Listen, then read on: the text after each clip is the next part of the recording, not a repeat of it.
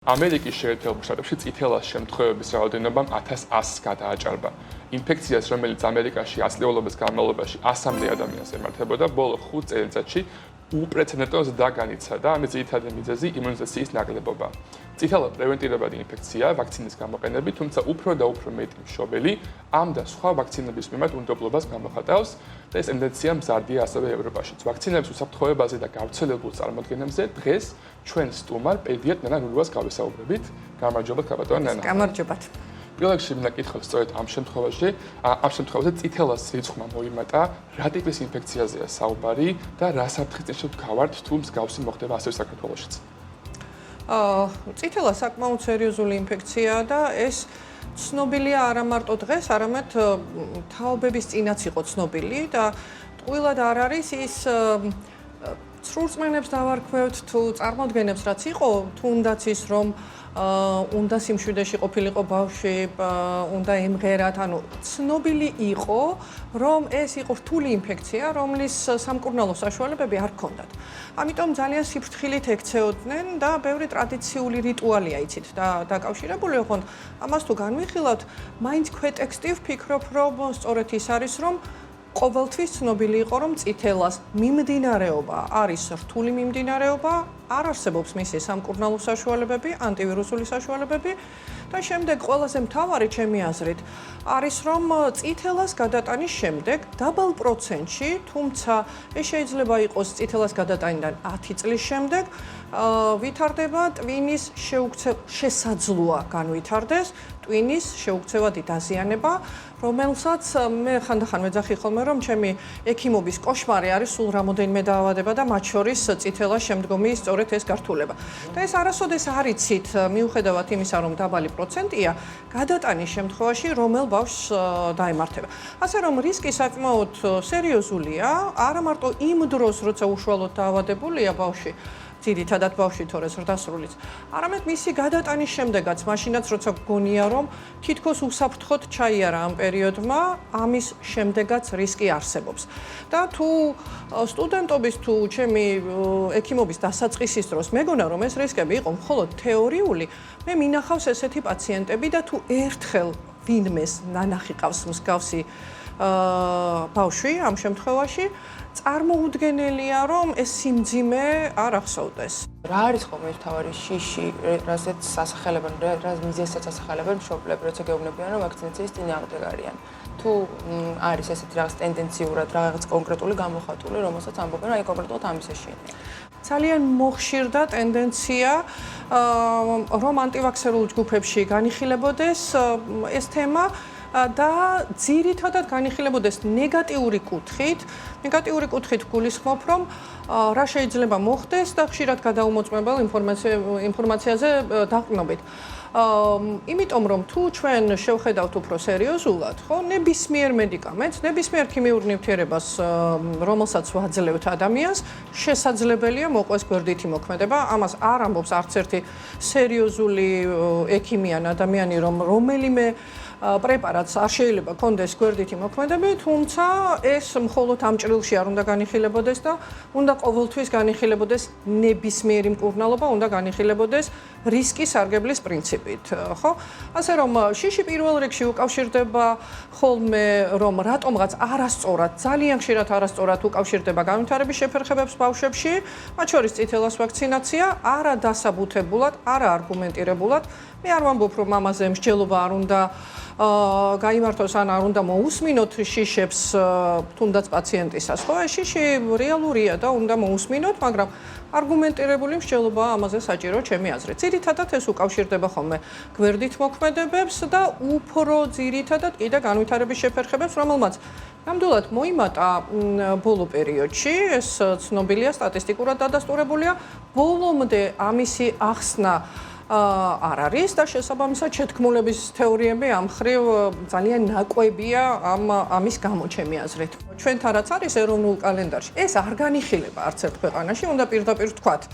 ეს არის სავალდებულო ვაქცინაცია ყველა ქვეყანაში, ყველა განვითარებულ ქვეყანაში და ამისი ამოღება არც ამერიკულ, არც ერთ დოკუმენტში თეორიულადაც არ განიხილებოდა, ხო? ეს ეხება დიფტერიას, ტეტანუს, პოლიომიელიტს, ჰემოფილუს, და ასე შემდეგ, ანუ არის ბაზისური ვაქცინაცია, რომელსაც ყოველთვის ვეუბნებით ხოლმე ექიმები, რომ ის რაც მე ვეუბნები ყოველ შემთხვევაში, რომ ის რაც ეხება ბავშვის სიკვდილსიცოცხლის საფრთხეს, ეს რისკები არ შეიძლება რომ განიხილებოდეს არც ერთ ქვეყანაში და არ განიხილება არც ერთ ქვეყანაში. აქ არის ლაპარაკი ისეთი დაავადებების წინააღმდეგ ამერიკულ დოკუმენტში გულისხმობ. ისეთი დაავადების წინააღმდეგ ვაქცინაციის აუცილებლობაზე დადგა საკითხი, რომლის მკურნალობა შესაძლებელია და აქვე უნდა ვთქვათ, რომ ჩვენი მედიცინა და უკაცრავად ვისაც არ უნდა ეწყინოს და ამერიკის მედიცინა ხელმისაწვდომობის და ასე შემდეგ თვალსაზრისით ვიცით რომ განსხვავდება, ხო? და იქ უფრო მეტი საშუალებებია რომ რომელიმე დაავადების დამარცხების შემთხვევაში უფრო უკეთესი ხარისხის სამედიცინო დახმარება მიიღოს პაციენტს. ესეც გასათვალისწინებელია, როცა ვაქცინაციაზე ვსაუბრობთ. ეს ტენდენცია ვაქცინების წინააღმდეგ უნდობლობის ამერიკიდან ასევე ვრცელდება უფრო აღმოსავლეთ ევროპისკენაც, სადაც შაშან დაფიქსირდა შემთხვევები დიფტერიის, პერტუსიის. ეს შემთხვევები თითქოს უფრო და უფრო მეტად გვხდება. საქართველოშიც ხომ არ ამჩნევთ თქვენ, როგორც პედიატრი, რომ უფრო იზრდება უნდობლობა ვაქცინების წინააღმდეგ და რა ეფექტი ქონდა ასევე ალბათ COVID პანდემიას ამ პროცესზე? უდავოდ იზრდება. ცხადია ეს საუბარი სერიოზული არ არის სტატისტიკური მონაცემების გარეშე, ხო, ეს უფრო განწყობებზე საუბარს გავს, თუმცა თუ გადავავლებთ თვალს, რამდენი პაციენტი ამბობდა უარს, მაგალითად ჩემს პაციენტებს შორის პროცენტულად დაახლოებით, ხო, კიდევ ამბობ, ეს არ არის ზუსტი მონაცემი.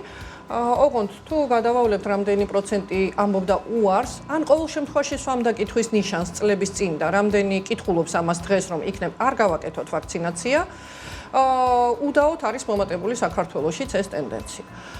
და ძალიან მწუხვარ, მაგრამ ექიმებს შორის არის მომატებული ეს სტატისტიკა. გაიზარდა ექიმების რიცხვი, რომლებიც თვითონ არ ურჩევენ ვაქცინაციას პაციენტებს, ეს საყურადღებოა ჩემი აზრით.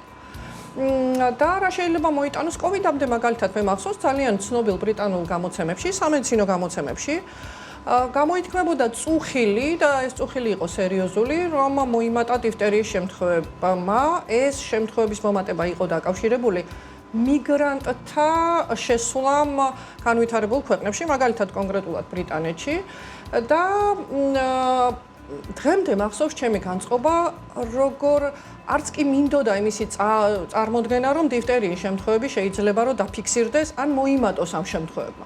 იმიტომ რომ როდესაც ჩვენ მშობლებს ვუყურებთ, რომლებიც უბრალოდ ვირუსული კრუპის მქონე პაციენტს დაარბენინებენ კლინიკებში და სწორია თუ დაარბენინებენ, დიფტერიული კრუპი შეუდარებლად მძიმე დაავადება და სიცოცხლისთვის საშიში. ამისი წარმოდგენაც კი ძალიან შემზარავია, რომ შესაძლებელია ესეთი ტიპის დაავადებმა მოიმატოს და ეს დაფიქსირებული იყო ბრიტანეთში და მიუხედავად ბრიტანეთის ასევე მედიცინის ძალიან მაღალი დონისა, რამოდენიმე ბავშვის გადარჩენა ვერ მოხერხდა.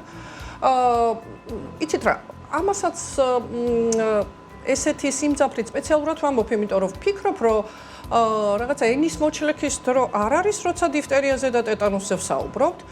და მე ვიყავი მაგალითად ერთი ექიმი, რომელსაც ბოლო 30 წელი არ დაფიქსირებულა ტეტანუსის შემთხვევა და ემერჯენში დაფიქსირდა ტეტანუსის შემთხვევა. მე ვიყავი იმ დროს მორიგე და მე ვიცი, რამდენი პრობლემის წინაშე შეიძლება დადგეს სამედიცინო სისტემა, როცა ფიქსირდება ტეტანუსის შემთხვევა. და აქაც იყო აუცილებელი ბავშვი, ესეც ეხება სასიკვდილო დაავადებას. ანუ ამაზე ისევ ხაზგასმით უნდა ვთქვათ, რომ მხოლოდ ვიმედოვნებთ, რომ ექიმები, რომ არ მოიმატებს სასიკვდილო დაავადებების შემთხვევები, როგორც არის დიფტერია, ტეტანუსი, პოლიომიელიტი, წითელას გართულება და ეს მხოლოდ შესაძლებელია იყოს მიღწეული ბაზისური ვაქცინაციით. ამაში ეჭვი არ მეპარება და ეს იყო ერთ-ერთი ყველაზე დიდი გარდამტეხი ცვლილება მედიცინაში ჩემი აზრით. რამაც სიცოცხლის სიკვდილიანობა ძალიან მკვეთრად შეამცირა. ორი დიდი აღმოჩენა იყო, ეს იყო ანტიბიოტიკები და ეს იყო ვაქცინაცია, რომელმაც კარდინალურად შეცვალა მედიცინა იმ პერიოდში, როცა ეს აღმოჩენები გაკეთდა. და ჩვენი ბოლო კითხვა რომელიც აუცილებლად უნდა შევეხო. ხშირად დგება შემთხვევები, როცა ერთ მშობელი გამოხატავს უნდობლობას ვაქცინების მიმართ, ხვდებიან დიდი კრიტიკის კაცისხლის ქვეშ. რა თქმა უნდა, გასაგებია სამედიცინო მხრიდან მიდგომა, რომ ვაქცინები აუცილებელია და ამას ამყარებს სამეცნიერო კვლევები, მაგრამ როცა ადამიანს აქვს რეალური შიში, რომელიც არის თუ არა დაფუძნებული სამეცნიერო ინფორმაციაზე მაინც გააჩნიათ, მნიშვნელოვანია სწორი კომუნიკაცია. როგორ უნდა შედგეს ეს საუბარი ექიმსა, პედიატრსა და მშობელს შორის, რომ შევეცადოთ მაინც, რომ ის დავარწმუნოთ ვაქცინების უსაფრთხოებაში. პატივისცემით პირველი.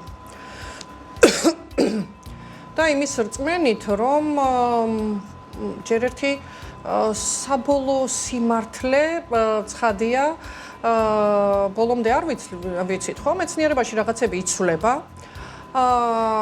მე ვფიქრობ, რომ რამოდენიმე კომპონენტი არის აქ. პირველი, ვართ თუ არა მეცნიერების მიმდევარი. ზოგადად მედიცინაში ძალიან მთავარია მეცნიერებას მივდევთ თუ არამეცნიერულ მეთოდებს. თუ მივდევთ მეცნიერებას, მაშინ შეთქმულების თეორიების მიყოლა ძალიან შორს წაგვიყვანს ამ მიმართულებით.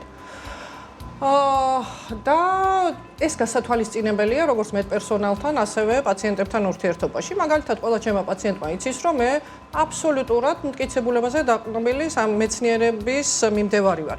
შესაბამისად, ეს არგუმენტი უკვე წინასწარ გასაგებია.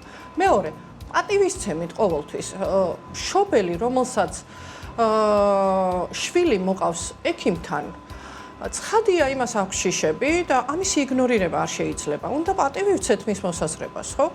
და ერთადერთი გამოსავალი, ეს არის ახსნა, დიდხანს ახსნა, არგუმენტირებულად ახსნა, დასაბუთება, მისი შიშების მოსმენა, პასუხი არ გაქცევა ამ შიშებისგან, ხო?